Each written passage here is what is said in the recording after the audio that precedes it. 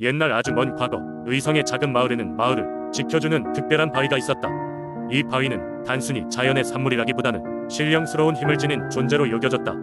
사람들은 이 바위를 바위신이라고 불렀고, 바위신은 언제나 마을을 묵묵히 지키고 있다는 믿음이 있었다. 전해지는 이야기에 의하면 마을이 위치한 곳은 한때 크고 무서운 용의 서식지였다고 한다. 이 용은 사납고 잔인하여 마을 사람들에게 많은 고통을 주었다. 매년 농작물을 마구 망쳐놓았고, 급기야는 마을 사람들 중 하나를 매년 제물로 요구하기까지 했다. 마을 사람들은 병약하고 무력했기에 용의 요구를 어쩔 수 없이 받아들일 수밖에 없었다. 어느 해 제물로 선택된 사람이 바로 한 마을 젊은이의 사랑하는 여인이었다. 이 젊은이는 절망과 분노에 휩싸였다. 그는 사랑하는 여인을 구하기 위해 어떻게든 용과 싸우고 싶었지만 그의 힘만으로는 용을 상대할 수 없다는 것을 잘 알고 있었다. 그런 와중에 그는 바위신에게 간절한 기도를 드리기로 결심했다. 젊은이는 깊은 밤 바위신이 있는 산으로 올라갔다. 그곳에서 그는 전심을 다해 바위신에게 도와달라고 기도하였다. 깜빡 잠이 들었을 때 꿈속에서 한 노인이 나타나 그에게 말했다. 너의 진심이 닿았구나. 다음 날이 밝거든 이 바위에서 자란 특별한 흰 꽃을 가져다가 용에게 보여줘라. 그리하면 모든 것이 해결될 것이다. 잠에서 깨어난 젊은이는 꿈이 그냥 꿈이 아님을 직감했다. 그날 아침 그는 서둘러 바위로 가서 희귀한 흰 꽃을 찾아냈다. 그리고 그날 용에게 제물로 선택된 사랑하는 여인을 데리고 용이 있는 곳으로 향했다. 용 앞에 도달한 순간 젊은이는 꿈속에서 받은 대로 흰 꽃을 용에게 내보였다. 그러자 놀랍게도 용은 그 꽃을 보는 순간 빨리 가버리더니 이후로는 두 번 다시 마을에 나타나지 않았다. 마을 사람들은 이를 보고 경악했고, 젊은이가 바위신의 도움을 받았음을 깨달았다. 이후로 마을에서는 매년 바위신에게 감사의 제사를 지내며 이 특별한 날이 되면 마을 사람들은 모두 바위신 앞에서 축제를 벌였다. 바위신은 마을의 진정한 수호자로서 여전히 마을을 지키고 있었고, 그날 이후로 마을은 번영을 누렸다. 이 이야기는 지금까지도 의성 지역의 서전에 내려오는 전설이 되어 마을 사람들뿐만 아니라 이곳을 찾는 외부인들에게도 경외와 신비로움을 주는 이야기로 남아있다. 두 번째 이야기, 옛날 옛적 전라북도 부안이라는 곳에는 유난히도 바다가 아름다웠다. 남서쪽을 휘감아 도는 광활한 해안선과 출렁이는 파도는 수많은 어민들의 삶의 터전이었다. 그러나 이곳에는 바다를 지키며 어민들을 보호하는 특별한 존재가 있었다. 그 존재는 바로 용왕이라 불리었다.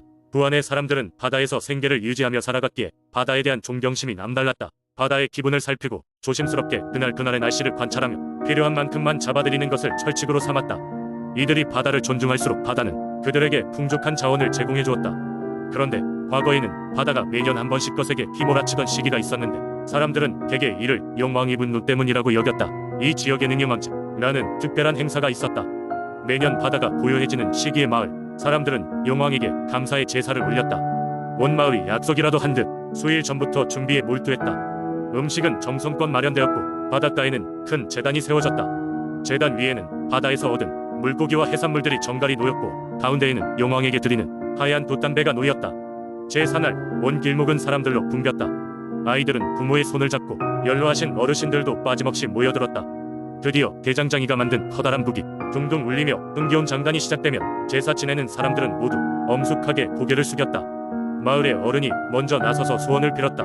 용왕님, 우리 부안 바다에 평화를 주시옵소서. 우리를 돌보아 주시고 부모의 기쁨을 계속 누릴 수 있게 도와주십시오. 주민 모두가 소원에 동참하며 진심으로 기원했다.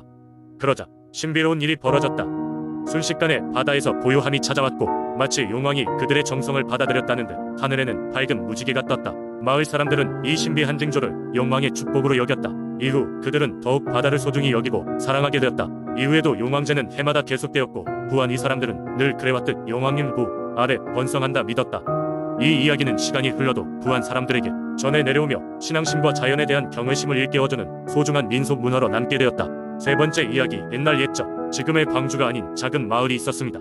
그곳은 높은 산과 넓은 들판으로 둘러싸인 아름다운 곳이었지만 종종 자연의 힘 앞에 속수무책이 되곤 했습니다. 매년 늦가을이 다가오면 마을을 감싸는 바람이 심상치 않게 불어와 온갖 재앙을 몰고 오는 듯했습니다. 어떤 해에는 갑자기 비가 쏟아져 홍수가 나기도 했고 다른 해에는 한파가 몰아쳐 농작물이 모두 얼어붙기도 했습니다. 이런 상황 속에서 마을 사람들은 어떻게든 이 재앙을 피할 방법을 찾아야 했습니다. 어느 날 마을에 명망 높은 무당 할머니가 찾아왔습니다. 그녀는 동네 사람들뿐만 아니라 주변 마을 사람들에게도 유명한 신통한 능력을 가진 분이었습니다. 할머니는 동네 광장에 주민들을 모아놓고 이야기했습니다. 사람들아, 이 땅에는 오래전부터 우리를 지켜주는 수호신이 있었소. 하지만 우리는 그것을 잊고 살아왔던 것이오. 우리는 그 수호신에게 다시 우리의 간절한 마음을 전하고 도움을 구해야 하오. 할머니의 말에 사람들은 반신반의했지만 워낙에 절박한 상황이었기에 다시 한번 희망을 걸어보기로 했습니다. 할머니는 마을 뒷산에 있는 거대한 바위 앞에 제단을 차리고 마을의 안녕을 기원하는 제사를 지내기 시작했습니다. 이 바위는 마치 늙은 할머니가 주름진 얼굴로 온 마을을 바라보고 있는 듯한 모양이어서 할매바위라는 이름이 붙여져 있었습니다. 할매바위 앞에서 할머니는 태초에 영혼들과 대화하듯 주문을 외웠습니다. 사람들은 무릎을 꿇고 할매바위의 영혼을 빌었습니다. 그 순간 이상하게도 바람이 잦아들고 하늘이 맑아졌습니다. 비가 그치고 따뜻한 햇살이 내리쬐었으며 마을 사람들은 안도의 한숨을 쉬었습니다. 그날 이후 할매바위는 마을의 수호신으로 자리 잡았고 마을 사람들은 해마다 이곳에서 제사를 지내며 그 은혜를 빌었습니다. 사람들은 할매바위가 여전히 그들을 지켜보고 있다고 믿었고 때로는 신기한 일이 일어나 바위 앞에 놓여진 작은 소원들이 이루어지기도 했습니다. 이 이야기는 세월이 흘러도 사람들 입에서 입으로 전해지며 마치 할매바위가 여전히 그들의 삶속에 자리 잡고 있는 듯한 신비로움을 주었습니다. 오늘날에도 광주의 할매바위는 여전히 그 자리에 서 있으며 많은 이들이 그곳을 찾아가 소원을 빌고 마을의 안녕을 기원한다고 합니다.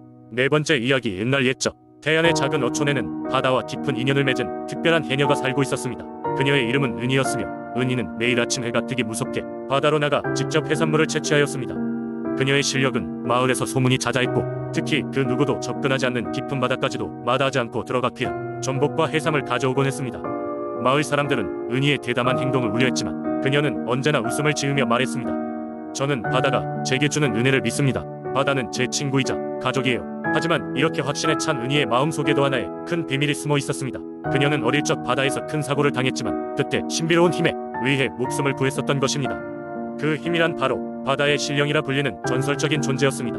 어느 날 마을의 축제 준비가 한창일 때 실리콜리언의 바다에는 이상한 사건이 발생하기 시작했습니다. 지진처럼 땅이 울리고 파도가 전과는 달리 이상하게 요동치는 것이었습니다. 사람들은 두려움에 휩싸여 더욱이 해변에 가까이 가지 못했지만 은희는 이 사건의 중심에 무엇이 있는지 알아차렸습니다. 그녀는 바로 그 신령이 자신에게 보낸 신호라고 생각했습니다.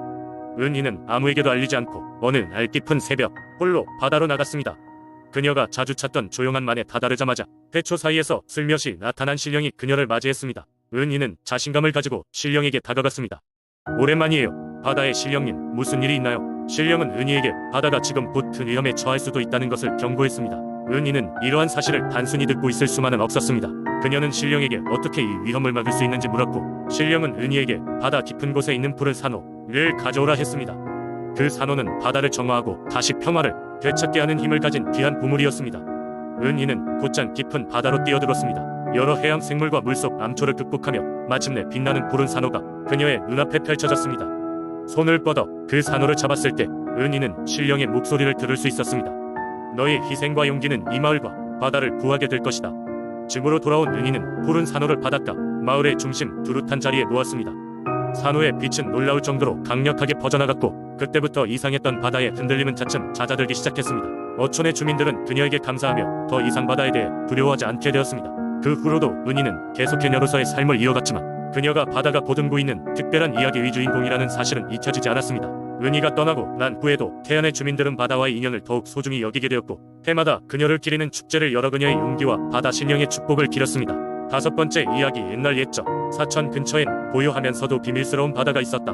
이곳은 옛 태신이 거주한다는 전설이 내려오는 곳으로 그 여신의 이름은 해수라였다. 전해진 이야기에 따르면 해수라는 바다를 다스리는 힘을 지니고 있었으며 그녀의 마음이 평온할 때 바다는 잔잔하고 풍요로웠다. 그러나 해수라의 마음이 불길에 휩싸이면 바다는 무섭게 일렁이며 어부들에게 큰 재앙을 안겼다. 사천의 한 마을에는 다른 마을에서 찾아볼 수 없는 하나의 고유한 전통이 있었다. 그 전통은 바로 해신당 제사였다.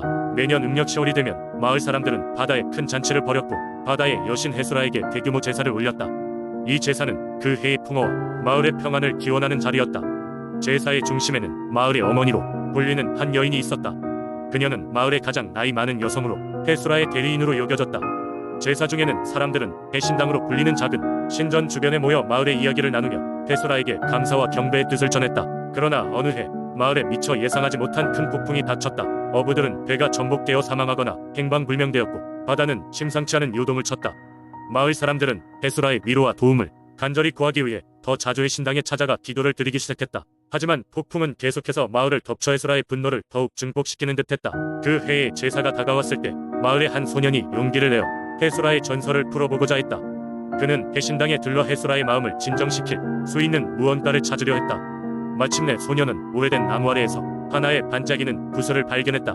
그것은 해수라의 눈물이었고 이 눈물이 해수라의 감정과 깊게 연결되어 있었다는 것을 깨달았다. 소녀는 그 구슬을 작은 항아리에 담아 제사 때 드리기로 결정했다. 음력 10월 해신당 제사가 시작되었다. 마을 사람들은 스스로의 안녕을 지키기 위해 마음을 모아 기도를 드렸다. 소녀는 그날 헤스라의 눈물을 제단에 올려놓았고 그것이 그녀의 마음을 움직였다. 그 순간 바다는 마치 마법처럼 점차 잔잔해지기 시작했다. 폭풍도 멈추고 마을은 다시 평화롭고 풍요로운 날들을 맞이하게 되었다. 그 후 마을 사람들은 헤스라와의 소통을 중요시하며 매년 잊지 않고 제사를 올렸다. 사천의 해신당 전설은 지금도 마을 사람들에게 전해지며 모든 자연에 감사하고 조화를 이루어 사는 것의 가치를 일깨우고 있다. 이 이야기는 신비롭고도 아름다운 그 옛날의 전설로 헤스라의 마음을 이해하고자 하는 사람들에게 희망을 준다.